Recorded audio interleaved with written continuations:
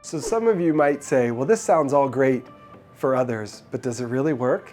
Well, here's a couple testimonials that changed the game, and I saw it firsthand. I had a patient who was struggling with Alzheimer's, stage 3, and losing that memory capability at the highest level. And we tapped and tried to find how that brain would time it correctly.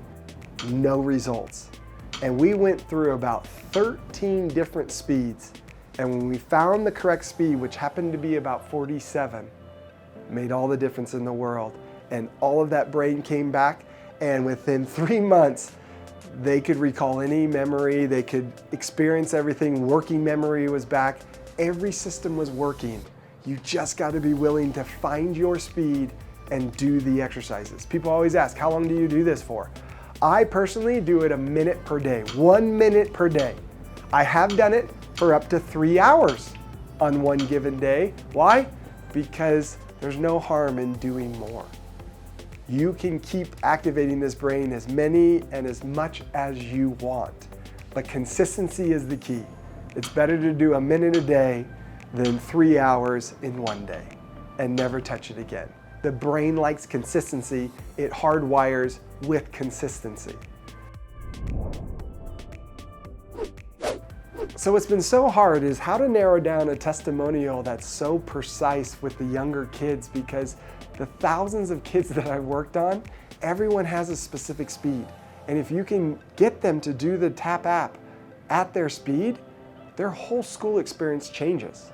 Their confidence changes, their reading ability changes, their memory, their task-oriented, their focus. Yes, all those kids with ADD, ADHD, what do they have? They have frontal temporal lobe cerebellum problems. Now, is it specific to the timing? No, but does the timing repair it? Yes. So as we time and practice, finding the right speed for a child makes all the difference in the world. I actually had an amazing child that was struggling so far in school.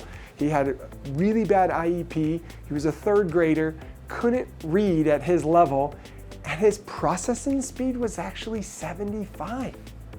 So no teacher or student could talk at the speed at which he processed. So everything seemed slow and mundane, and he just never focused. So he started training his brain at that specific speed over and over and over again. And within 3 weeks, the teacher was like, what just happened? What have you guys been doing? And 3 months later, they were like, he's one of our best kids. He helps everybody. If you can get the right speed for your child, you change the environment not only for them, but the teacher and the other students, because everyone functions at a different speed and everyone has strengths, and we need to help each other. So let's help our kids. There shouldn't be a kid that doesn't find their speed and train at their speed.